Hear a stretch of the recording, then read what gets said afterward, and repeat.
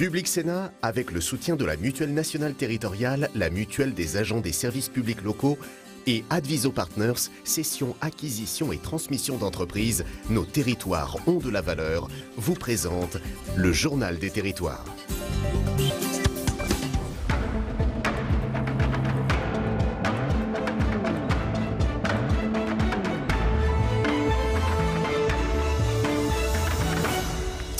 Bonjour à tous et bienvenue dans notre édition en 3 parties ce matin avec dans un instant le JT des territoires que je vais vous présenter, puis Territoire d'Info avec l'invité politique en direct sur ce plateau. C'est Laurence Saillé, la porte-parole des Républicains, qui sera notre invitée. Elle est candidate LR aux élections européennes. Puis troisième partie de cette émission avec Territoire Sénat et l'actualité parlementaire et politique. Voilà, dans un instant c'est le JT des territoires, je vous y retrouve. À tout de suite.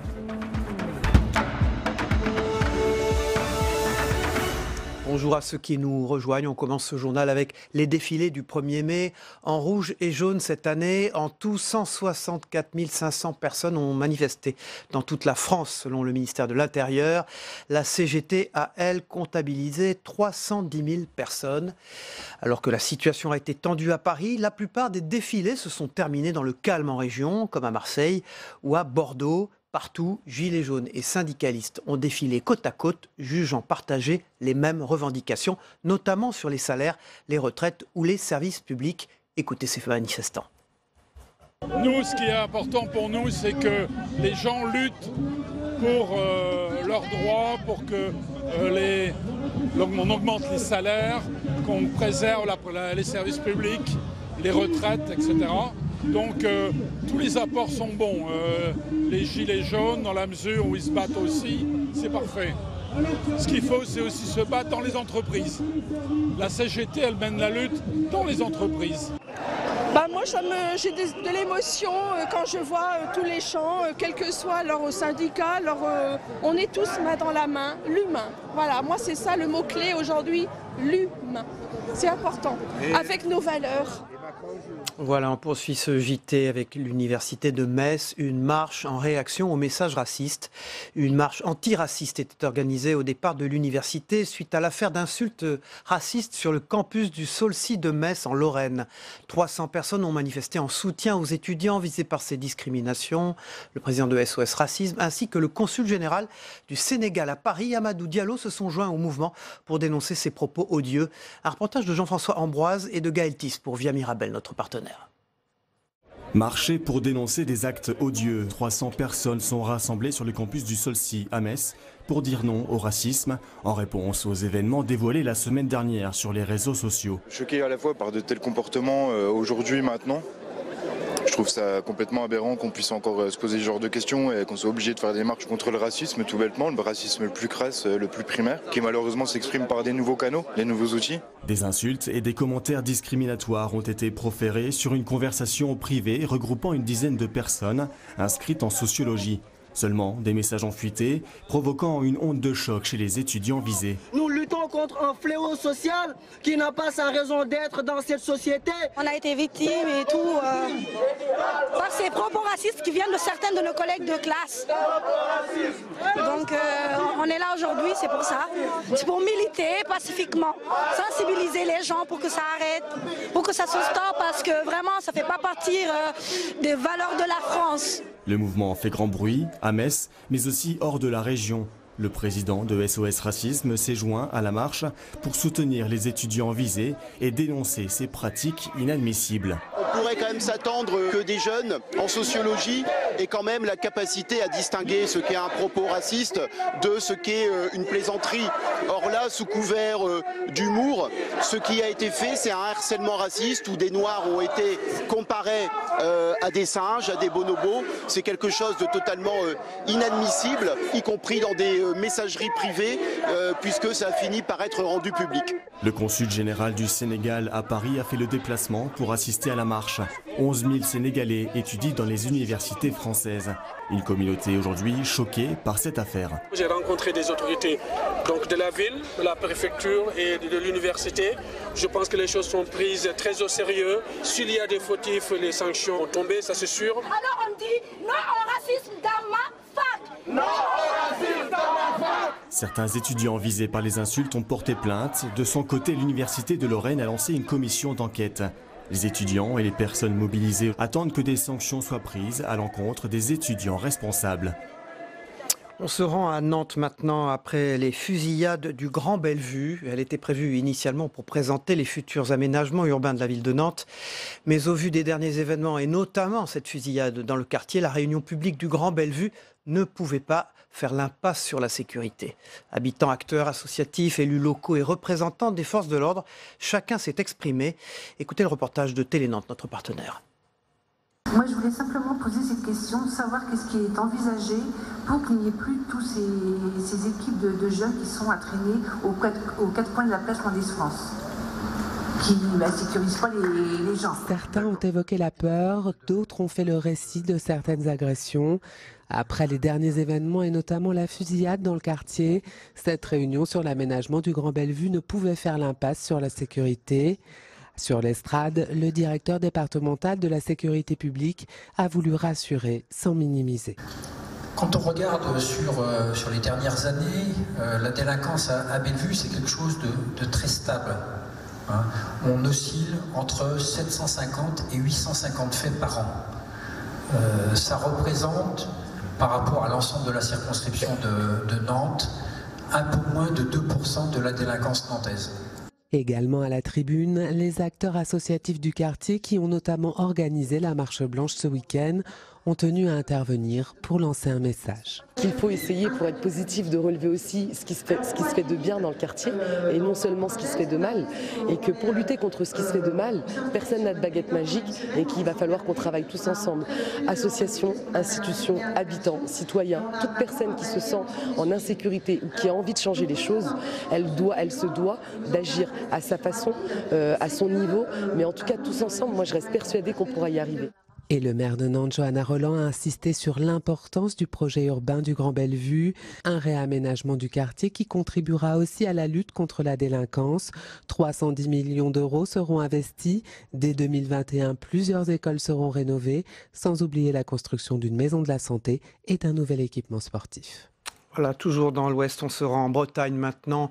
Depuis février dernier, une hydrolienne est immergée dans la Ria d'Etel, dans le Morbihan, pour une phase de test durant 2 mois.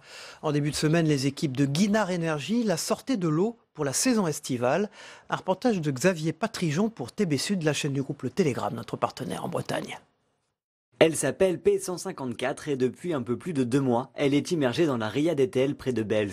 Il s'agit d'un test de ce système innovant actuellement en développement et ce lundi, c'était son retrait de l'eau. Aujourd'hui, c'est le premier système hybride raccordé au réseau national. C'est-à-dire qu'il y a aussi bien l'hydrolienne qui est immergée, qui vient d'être remontée derrière moi, une installation photovoltaïque, le tout couplé à du système de stockage par batterie. Et ensuite, on injecte la production sur le réseau. L'atout de la Ria d'Etel, c'est courant marin permanent. Et ce courant, l'hydrolienne peut le suivre au gré des marées grâce à son système de rotation. Alors depuis longtemps, l'entreprise des chantiers navals CBS réfléchit au développement de l'hydrolien dans le secteur. Les inquiétudes au fond de l'eau, c'était les inquiétudes sonores, les inquiétudes pour la pêche.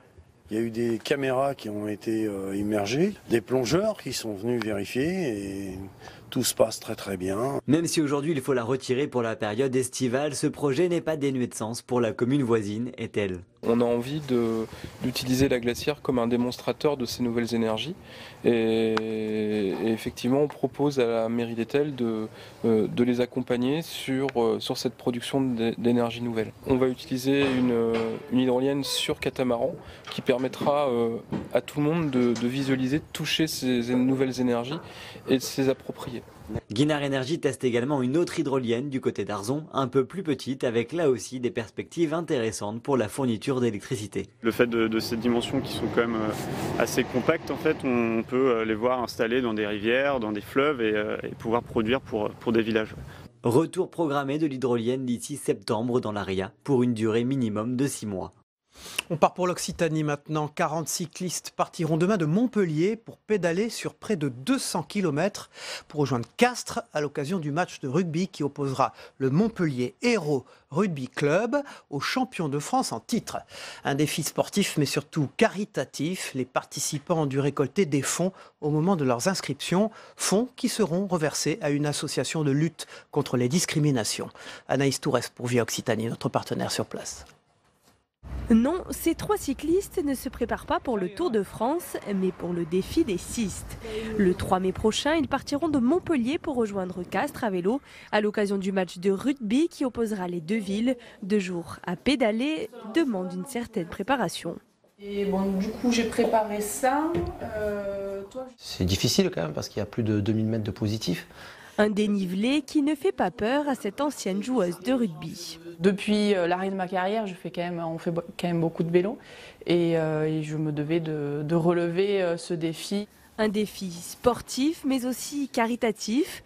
Organisé par le fonds de dotation du MHR, les participants doivent récolter de l'argent au moment de leur inscription. Cette année, on a choisi la lutte contre les discriminations et plus particulièrement l'égalité homme-femme sur ce projet. Donc notre idée en fait c'est de collecter des fonds et de les reverser à ces associations. Comment en fait via un défi sportif. Les participants doivent donc amasser des fonds en guise de soutien à leur mobilisation philanthropique. Oh papy, c'est moi. À 75 ans, Abdelkader est le doyen des participants. Celui qu'on appelle Papy Tropicoto est déterminé. Déjà de participer à une œuvre apparemment caritative et le plaisir d'aller le plus long possible. Mais la préparation physique est indispensable, même pour les sportifs les plus aguerris. Physiquement, ça devrait pouvoir le faire, ouais, ça va, ça devrait pouvoir le faire. Bon, puis au pire, ma femme est en électrique, elle m'aidera un petit peu, je me mettrai dans sa roue. 40 participants ont déjà validé leur inscription. Objectif, collecter entre 5 et 10 000 euros. Top départ de la course le 3 mai pour une première étape de 140 km entre Montpellier et Fraisse-sur-Agout dans l'Hérault. Arrivée prévue le 4 mai à Castres. Voilà, on poursuit ce JT avec les unes de la presse quotidienne régionale dans un instant, puis le club de la presse, Guillaume Doyen, Zoé Cadio. A tout de suite. Voilà les unes de la presse quotidienne régionale avec ce matin Tam Tranui. Bonjour, merci d'être avec nous ce matin. On démarre Tram avec l'Alsace. Tam. Effectivement, l'Alsace qui consacre sa une au 1er mai. Violence à Paris et déroulement plutôt apaisé en région. C'est le constat affiché par l'Alsace qui parle d'un 1er mai tendu dans la capitale, contrastant avec le calme en Alsace. Le quotidien de l'Est qui a choisi de montrer une photo des manifestants à Mulhouse qui réclament une augmentation du pouvoir d'achat. Ambiance bon enfant et barbecue solidaire après la manif. C'est sûr que l'on est loin des fins de défilés parisiens, synonymes de Black Blocs et autres casseurs. Et puis Tam, on reste sur le 1er mai, bien sûr, avec Ouest France, le plus grand quotidien français, un 1er mai mobilisateur malgré des tensions. Et oui, le quotidien qui affiche la foule rassemblée, elle, à Paris sur sa une, avec cette pancarte qui émerge au milieu des manifestants où l'on peut lire « On lâche rien ». Il faut dire que la journée d'hier a été particulièrement mobilisatrice. C'était le 1er mai qui a rassemblé le plus de monde dans la rue depuis 7 ans, 164 000 personnes dans toute la France selon le ministère de l'Intérieur. Logiquement, la CGT en a, elle, compté 2 fois plus, 310 000. Et il y en avait 40 000 à Paris selon le comptage indépendant du cabinet Occurrence pour un collectif de médias. À noter également sur cette une l'interview exclusive de François Pinault pour qui l'une des plus grandes émotions, c'est bien sûr la victoire de Rennes à la Coupe de France face au PSG. Une autre opposition entre Paris et sa région. Ouais, la Coupe de France. Voilà, on continue avec La Voix du Nord qui consacre, elle, sa une à la crise chez Auchan, une entreprise familiale au départ, alors que 787 emplois sont concernés quand même. Et oui, vous l'avez dit, cet empire commercial, familial de la grande distribution est malade et a lancé un plan pour tenter de sortir de la crise. Avant-hier, à la veille du 1er mai, jour de la fête du travail, le groupe Auchan a annoncé céder 21 de ses sites. Cela va impacter 787 salariés et un plan de sauvegarde de l'emploi va être mis en place pour les sites qui ne trouvent pas de repreneurs. Nouvelle priorité, la rigueur budgétaire. Nom du plan, Renaissance. Comme la liste LREM aux européennes dont la campagne patine. Espérons qu'il n'en sera pas de même pour les salariés d'Auchan. Voilà, et puis la une du Télégramme, c'est un élève avec les mains d'ailleurs sur le visage, sur la tête, car il s'agit du bac. Et oui, et c'est complexe. Le Télégramme qui a pris donc de l'avance sur ses révisions puisqu'il pense déjà aux élèves de seconde qui vont être les premiers à passer le nouveau bac dans 3 ans, en 2021. Ces lycéens ont seulement jusqu'au 7 juin pour choisir leurs 3-4 spécialités pour aller en première. Il y a de l'appréhension pour les élèves et une communauté éducative qui, elle, est plutôt dubitative. À noter que cette réforme qui vise à supprimer les séries L, E, S ne changera rien à la prédominance de la filière scientifique. Les maths continuent à avoir la cote chez les meilleurs élèves. Et puis on termine avec la République des Pyrénées qui annonce que la totalité des Pyrénées-Atlantiques va être bientôt couverte par le 4G. Et oui, le département devrait être entièrement couvert en Internet mobile d'ici 2022. 30 millions d'euros restent à investir. En France, au cours de l'année passée et en lien avec les collectivités, 600 sites mobiles à construire ont été identifiés, priorisés pour fournir une couverture mobile 4G dans des zones non ou mal couvertes. Et parmi eux, 18 sont donc dans les Pyrénées-Atlantiques. François Bayrou va donc pouvoir tweeter tranquillement de chez lui d'ici 3 ans. Merci Tam, on vous retrouve tout à l'heure pour la 3e partie de cette émission avec l'actualité parlementaire et politique. A tout de suite.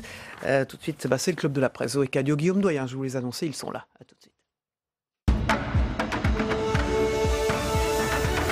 Bonjour Zoé Cadio, vous représentez sur ce plateau Midi Libre, l'Indépendant, le groupe La Dépêche dans sa totalité.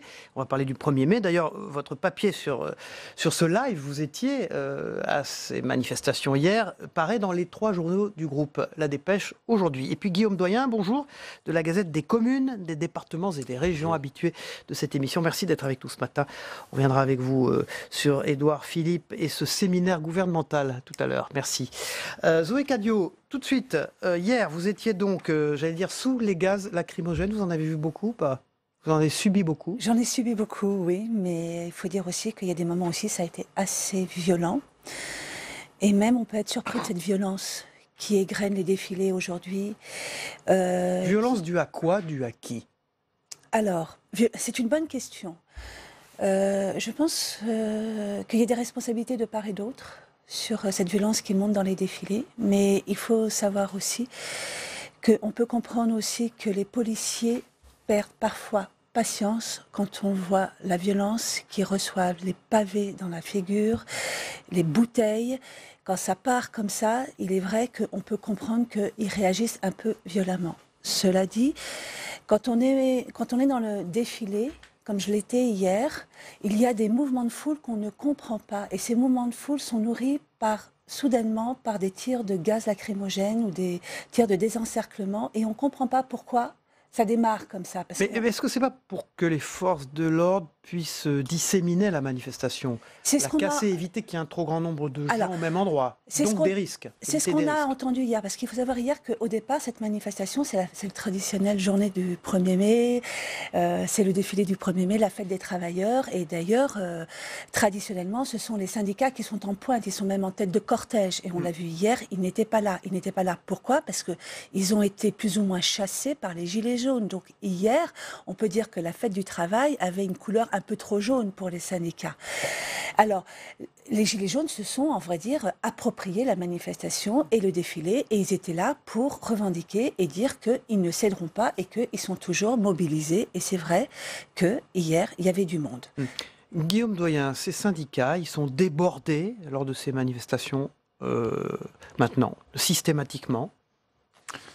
C'est pas depuis plusieurs mois, on peut dire qu'ils sont à la traîne. Ils sont à la traîne d'un mouvement social appelé mouvement des Gilets jaunes, dans lequel ils ne jouent quasiment aucun rôle. Et par effet de glissement de sens, mais là on ne s'en est pas rendu compte. Le 1er mai d'hier, est-ce que c'était encore le 1er mai des syndicats ou le 1er mai des Gilets jaunes ? Moi je pense que c'était déjà le 1er mai des Gilets jaunes, ce qui est totalement fou. La fête du travail, la fête des travailleurs a été, si vous voulez, non pas confisquée, mais elle a été annexée par... alors, on peut dire volée par des casseurs, mais annexée par un autre mouvement social qui porte des revendications plus confuses, plus larges. Qui est celui des Gilets jaunes. Donc rendez-vous compte d'où on part. Ça a démarré en novembre, et on est en mai, tout a changé. Mais on voit bien d'ailleurs que cette évolution, elle est actée pour tout le monde, parce que traditionnellement, dans les défilés du 1er mai, on y va en famille, les poussettes, les ballons, c'est festif. Hier, je peux vous dire que je ne sais pas s'il y avait une psychose qui avait été entretenue, mais elles n'étaient pas là, ces familles. Alors, le secrétaire général de la CGT, Philippe Martinez, a été exfiltré de la manifestation. Vous pouvez nous expliquer pourquoi les forces de l'ordre, au fond, ont voulu le protéger? Je pense que oui. Enfin, contrairement à ce que dit M. Martinez, je pense que oui, mais il faut dire que c'était une telle confusion, que c'était difficile de savoir un petit peu d'où ça venait. Et je pense que vraiment les policiers ont cherché à le protéger, parce que quand il y a un tel mouvement de foule et que tout ça, on ne voit pas à plus de 3 mètres, je rigole pas, on est vraiment dans un nuage de gaz, et à tout ça, avec cette odeur. Mais vous en êtes protégé comment, par exemple? Alors, on s'en protège avec des foulards. Et puis, le mieux, c'est à vrai dire, c'est de se mettre le plus bas du sol pour éviter de respirer cette odeur. Mais il faut savoir que les gaz redescendent, donc quoi qu'il arrive, de toute façon, on est quand même très gêné par ces gaz. Guillaume Doyen. Ce qui est absolument extraordinaire, c'est 40 000 personnes viennent manifester, et en réalité, chacune de ces 40 000 personnes peut, à un moment ou à un autre, être touchée ou par des gaz, ou par des jets de pavés, ou par une charge, ou par n'importe quel fait de violence directe, indirecte, mouvement de foule, etc. C'était un 1er mai, en réalité. Dans la violence, ça a été plus ou moins contenu, mais en réalité, c'est devenu un peu dingue que la fête des travailleurs ne puisse pas se dérouler normalement. Plus à Paris qu'en région, on a vu. Alors oui, plus à Paris qu'en région, parce qu'on a vu. Par exemple, nous, à Montpellier, il y a eu 4000 personnes. Alors effectivement, il y a eu quelques mouvements sporadiques à la fin sur la place de la Comédie. Plutôt dans le calme, hein, d'ailleurs. Plutôt dans le calme. À Toulouse, il y a eu 5000 personnes, donc on peut se réjouir de ça. Mais ce que je voudrais revenir aussi sur cette histoire de violence, moi, ce qui m'a le plus choqué aussi, c'est à un moment, c'est ces fameuses Black Blocs. Vous savez, ils avaient promis de mettre Paris à sac, Paris capitale de l'émeute. On peut s'étonner quand même du soutien d'une partie de ces marcheurs, entre guillemets, si vous me permettez l'expression, qui les accueillent dans les rangs, ils se changent et après, on les voit remonter tout le cortège. Et ils ont été applaudis. Applaudis par qui? Alors, par des manifestants? Par la foule, par les manifestants qui ont l'impression qu'en fin de compte, eux, ils les défendent réellement et ils portent leurs revendications. Alors, vous étiez présente à l'hôpital de la Pitié-Salpêtrière lorsque des manifestants ont fait irruption, au fond, dans cet hôpital parisien, c'est dans le 13e arrondissement. Ces individus avaient des gestes violents et menaçants, racontait la directrice de l'hôpital sur une des radios. Qu'est-ce que vous avez perçu, vous? Qu'est-ce que vous avez vu de vos propres yeux? Un témoignage sur place. Alors, il faut savoir que ça va très très vite, et puis il y a des séquences. Vous voyez ce que je veux dire, c'est que d'abord, il y a les Black Blocs ou les casseurs qui rentrent dans les hôpitaux, et puis après, qu'on le veuille ou non, la foule suit ces mouvements-là, et ils se retrouvent un petit peu emmenés, emportés par ce flux. Moi, j'étais dans la fin du flux, donc je me suis retrouvée sur le boulevard de l'hôpital, à la hauteur des grilles de l'hôpital de la Salpêtrière. Alors, moi, je n'ai pas vu de casseurs, moi, j'ai vu juste des badauds qui marchaient et qui ont eu peur avec les charges de policiers qui se sont retrouvés dans l'enceinte. Tous ceux qui étaient rentrés dans l'hôpital se sont fait encercler d'une certaine manière, nassés, pour reprendre l'expression des Gilets jaunes. Moi, peut-être par réflexe un petit peu professionnel, j'ai refusé de rentrer dans l'hôpital et je suis restée à la hauteur des grilles. Et effectivement, donc moi, je n'ai pas eu de problème avec la police. Mais les gens que j'ai vus qui se sont fait arrêter n'étaient pas des casseurs, c'était plus des badauds qui se sont retrouvés là, pêle-mêle, entre les charges, les casseurs. Il semble qu'il y ait eu plusieurs types de manifestants. Et il y a eu plusieurs types de manifestants. Et moi, j'étais du côté, pas des urgences, mais l'autre côté, donc moi, j'ai pas vu du tout ce mouvement-là. Et c'est pour ça que les gens n'ont pas compris qu'ils se sont retrouvés un petit peu arrêtés. Et moi, je voyais des familles qui avaient été carrément divisées en deux, entre les parents qui étaient à l'intérieur de l'hôpital, les enfants qui étaient sur le trottoir et qui attendaient de savoir s'ils allaient être gardés pour 24 heures, les 4 heures. Parce que vous savez, quand vous êtes arrêté, il y a 4 heures où il y a un contrôle d'identité ou pas. Merci Zoé Cadio, vous étiez sur place, donc, notamment à l'hôpital de la Salpêtrière hier, à l'occasion de cette intrusion de manifestants, dont on ne connaît pas d'ailleurs exactement l'identité pour l'instant. Pas encore. Mais je crois qu'il y a eu une trentaine d'interpellations. Guillaume Doyen, Édouard Philippe détaille le calendrier des chantiers annoncés par l'Élysée. Ça reste quand même très très flou. C'est un papier de la Gazette des Communes, votre journal. Je tenais à en parler parce que c'est la décentralisation, déconcentration. Les territoires, c'était un peu l'angle mort de la conférence de presse du président de la République. Et en réalité, c'est le cœur du sujet, si vous voulez. On est passé à côté d'annonces. Alors, il a fait une annonce importante sur les maisons de services au public qu'il doit mettre en œuvre partout en France. Il a oublié de dire qu'il en existait déjà d'assez nombreuses, à peu près 800. On va monter, je pense, à 1100 ou 1200. Donc, c'est des maisons où il y a tous les services publics de l'État et des collectivités réunies, une par canton, etc.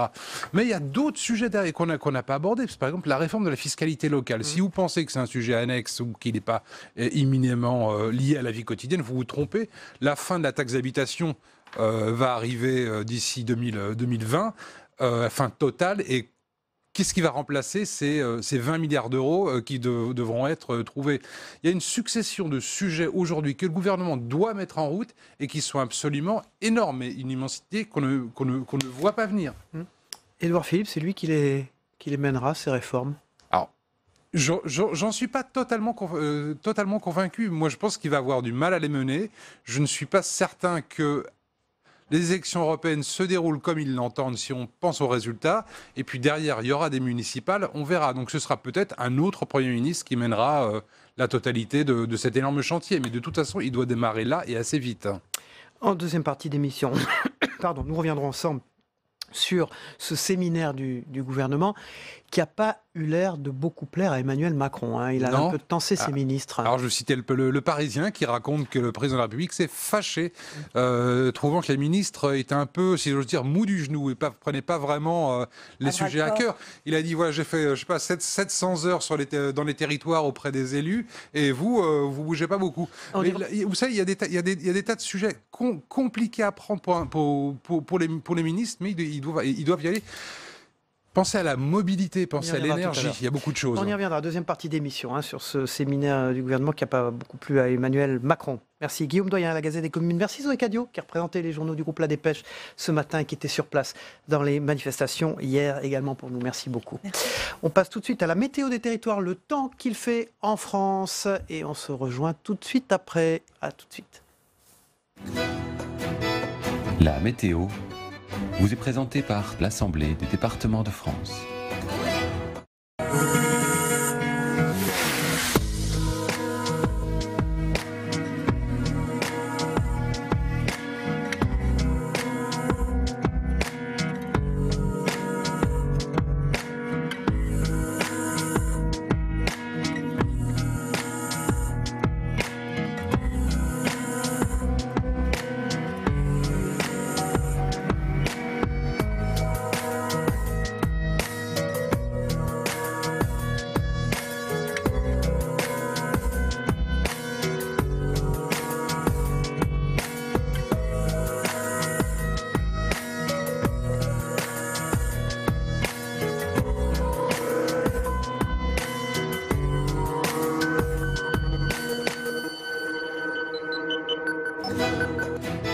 C'était la météo avec l'Assemblée des départements de France. Voilà, c'est Laurence Saillé qui est porte-parole des Républicains et qui est candidate LR bien sûr aux élections européennes, qui est notre invitée politique dans un instant sur ce plateau. Pour l'instant, on part pour aller voir ce qui se passe du côté du reste du monde avec le zappement de TV5 Monde. On part notamment pour Caracas au Venezuela où de violents heurts ont opposé hier des manifestants favorables à l'opposant Juan Guaido et les forces de l'ordre en marge des rassemblements du 1er mai et au lendemain de la tentative, vous le savez, de soulèvement raté d'un groupe de militaires contre le président Nicolás Maduro. A tout de suite. Public Sénat, avec le soutien de la Mutuelle nationale territoriale, la Mutuelle des agents des services publics locaux et Adviso Partners, cession, acquisition et transmission d'entreprises, nos territoires ont de la valeur, vous ont présenté le Journal des territoires.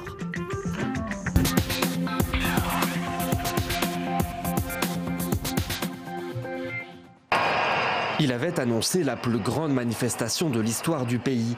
Nombreux sont ceux à avoir répondu à son appel. L'opposition mobilisée dans la rue, Juan Guaido n'entend rien lâcher. L'opération Liberté est l'ultime étape du soulèvement populaire, alors que Nicolás Maduro, entouré de hauts gradés de l'armée, dénonce une tentative de coup d'État et affirme l'avoir déjoué. Les États-Unis font planer la menace d'une intervention militaire. Une action militaire est possible. Si c'est ce qui est requis, c'est ce que feront les États-Unis. À Khartoum, ils sont des centaines venus des 4 coins du pays à grossir chaque jour un peu plus les rangs des manifestants. Parmi eux, ces Soudanais originaires du Darfour. Ceux-là, peut-être plus que tous les autres, ne veulent plus entendre parler des militaires. Pour eux, le nouvel homme fort du pays et les militaires encore en place sont complices, voire responsables de la guerre au Darfour. Là-bas, le général est accusé d'avoir recruté les milices et favorisé des crimes de guerre. Et dans cette partie du pays, jamais on ne pourra plus faire confiance à un gouvernement dirigé par Abdel Fattah al-Burhan. Elle est habituée aux victoires, mais ce 1er mai pour Caster Semenya est un jour de défaite. Le tribunal national arbitral du sport vient de la débouter. Elle devra prendre des médicaments pour pouvoir descendre en dessous de ce niveau de testostérone. En cause, son taux de testostérone naturellement trop élevé. Triple championne du monde et double championne olympique du 800 mètres, celle qui fut le porte-drapeau de son pays aux Jeux olympiques de Londres devient ainsi l'étendard des intersexes. Une voix et un physique hors norme, une vie à prouver qu'elle est bien une femme. Une soixantaine d'enfants jouent ce soir-là dans une école de l'ouest de Baltimore.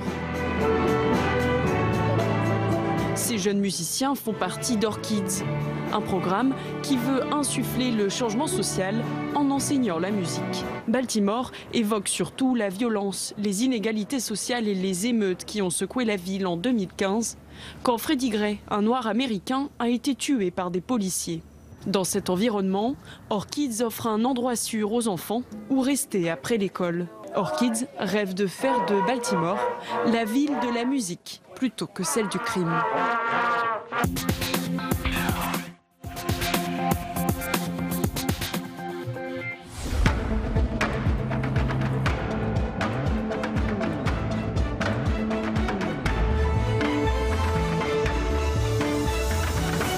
Voilà, deuxième partie de notre émission Territoire d'info avec l'invité